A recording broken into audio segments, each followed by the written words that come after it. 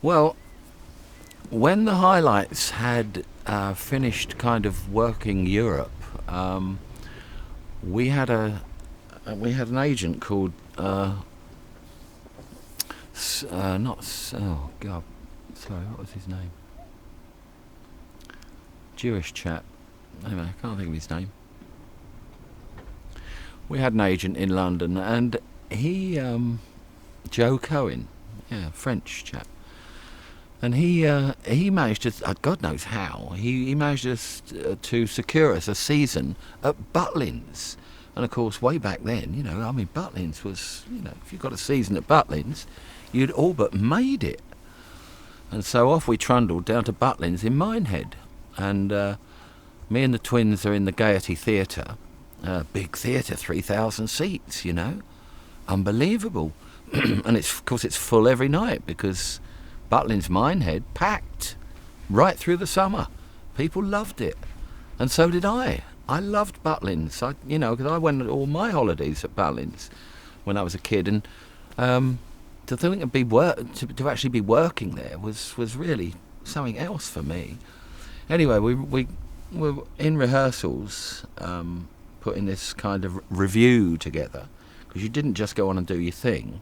You were in, all sorts of sketches, and I was in pantomime. I was, believe it or not, I'm 16. I'm Friar Tuck, aren't I?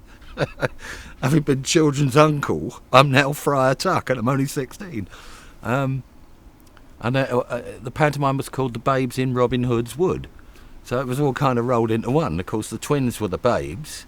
And so we're rehearsing all this shit up. And, it was great fun. Again, great experience. Great grounding for, And I heard this rock and roll, when I'd finished rehearsals, and wow, it sounded fantastic. It was loud, and I loved it, because really and truly, in my heart now, this is really what I wanted to do.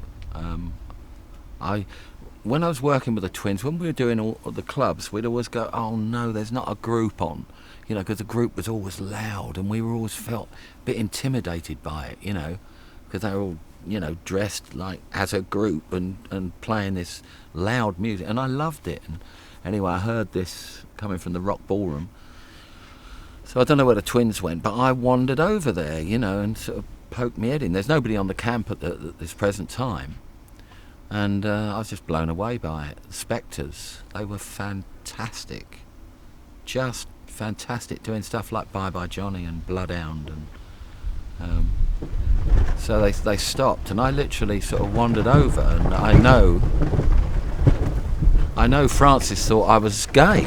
He thought I was queer because I kind of minced over, and I had my little sort of silver suit on, which I'd been rehearsing in, and my quiff, of course, and I suppose he could be forgiven for thinking I was a little bit of a...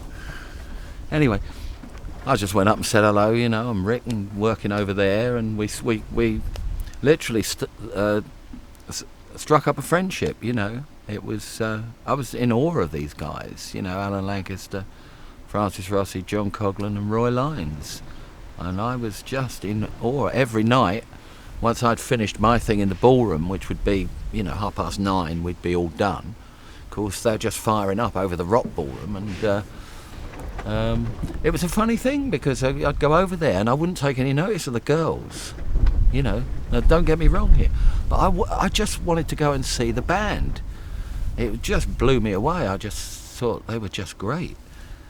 And Francis had a Gibson stereo, and I'm trying to think what guitar I think I had a Martin Coletti or a Framus guitar. Certainly, I didn't have did I have an electric guitar? I suppose I did. Anyway, oh no, it was a Gretsch. That's right, it was a Gretsch Anniversary, green, and nice guitar, but again a little bit, and I saw this Gibson stereo of Francis, and like it's jaw-dropping stuff, and I just loved them, and we became great mates. And Francis and I, he got thrown out of his digs for going to being in bed with his future wife. He got thrown out by a woman called Mrs. Fitzer, Couldn't make that one up, could you? And he got thrown out, and he had nowhere to go. So I said, well, because we had very decent digs up with Joan and Jerry Passmore, you know, and very nice house, very lovely couple, and we were looked after. So I said to Frame, I said, well, you know, if you're going to be out on the street, I said, I'll come out with you, you know. I said, I ain't bothered. So we would then stay on camp after they'd finished their thing, and we weren't supposed to, because we were what's called concessionaires, and once we did our thing, we had to get off the camp. But we'd sneak down the chalet lines, and, you know, there were communal bathrooms and everything, obviously, in those days. And Frame and me just climb in a bath, you know, and crash out. Who gave a fuck, you know? It didn't matter. You're 16, 17, doesn't matter. And we'd go down onto the beach, which was directly opposite the camp, and we'd forge out a kind of a camp within the deck chairs. You know, they're all stacked up, and we'd pull a few out and just get in there and go sleep on the beach, you know. And just didn't matter. And it was just great. I was just pleased to be out with my mate. And Francis was the first mate, really, that I ever had. I mean, I was close to Alan as well, and I was going to get closer to Alan as time went on. But initially, my mate, me and Frame, were, you know, and it was the first kind of friend, if you like, outside school, where you'd have your arm around, you know, you're my best mate, you know.